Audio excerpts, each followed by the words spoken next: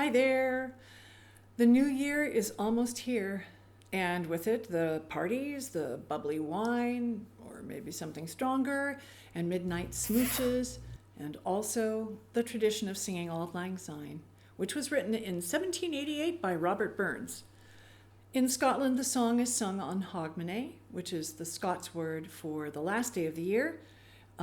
It's a lovely cultural edition of New Year's Eve, and particularly in Edinburgh, it's a very big deal. Right now, I'm trying to share photos and video of the one time my family attended in 2014.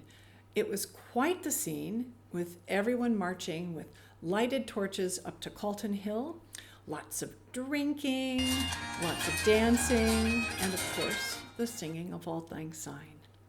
When it's sung, folks join hands with their neighbors in a circle, and for the final verse, they cross their arms across their chests, and so their right hand is holding their neighbor's left, and so forth.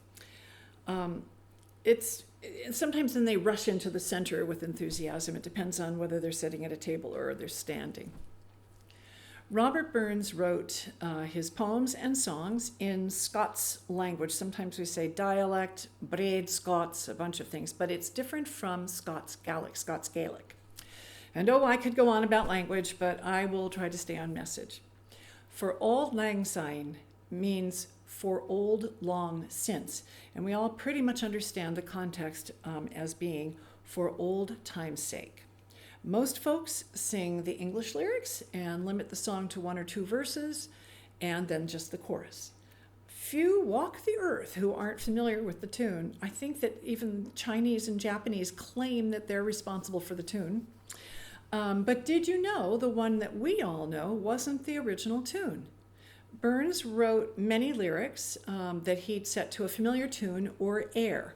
The tune that we all know was documented in 1799, 3 years after Burns' death at age 37, in 1796.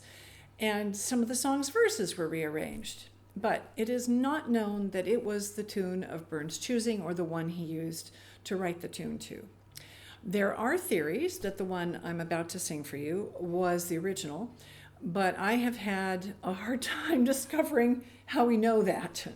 Apparently, Burns felt the original tune was mediocre, but the tune, which one was that? Was maybe there was another tune in there too.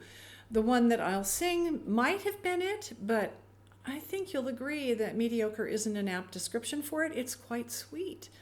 In fairness, it would be difficult to account for the musical taste of the 1700s or that of Burns, because he's dead and has been for a long time.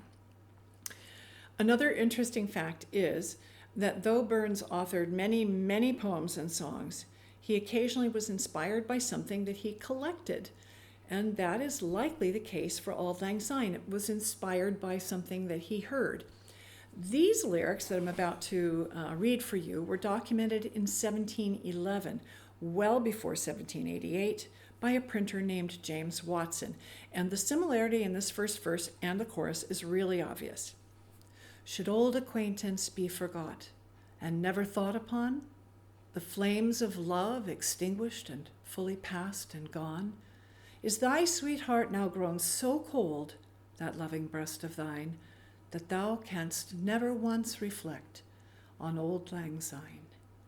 On Auld Lang Syne, my Jo, on Auld Lang Syne, that thou canst never once reflect on Auld Lang Syne. I think those words are really lovely. It's obviously a love song, a song about some love lost. So, needless to say, Auld Lang Syne has quite a bit of history. And now I'd like to sing the version that is thought to be the original tune, and I'll give you all the lyrics and include their meanings in the subtitles. Just a note, my Jo means my dear. It's reserved for those you love, whether that be family members or friends or lovers. And the word sign is pronounced with an S sound, not a Z. We tend to sing Auld Lang Syne here in the United States. Should old acquaintance be forgot and never brought to mind, should old acquaintance be forgot, and days of Auld Lang Syne, for Auld Lang Syne, my Jo, for Auld Lang Syne, we'll tak a cup o' kindness yet, for Auld Lang Syne.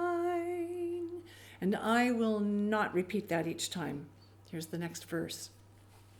And surely you'll be your pint stoop, and surely I'll be mine, and we'll tak a cup o' kindness yet, for Auld Lang Syne. We twa hae run about the braes, and pulled the gowans fine, but we've wandered many a weary foot sin' Auld Lang Syne. We twa hae paddled in the burn frae morning sun till dine, but seas between us bray road sin' Auld Lang Syne.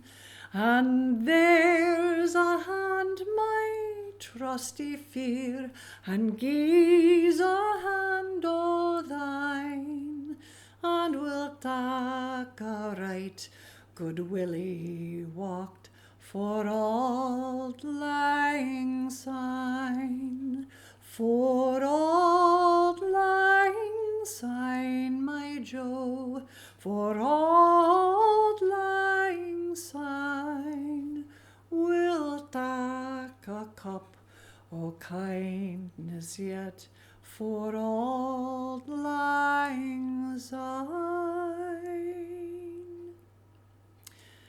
I want to acknowledge Mary Campbell and Dave Francis of The Cast. They're a wonderful band, for their fine album called The Winnowing, because that's where I first heard the original tune. I had heard other people talk about it, but that's where I actually heard it.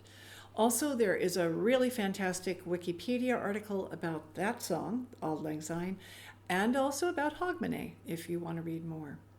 So thank you for tuning in with me on my podcast, and Happy New Year.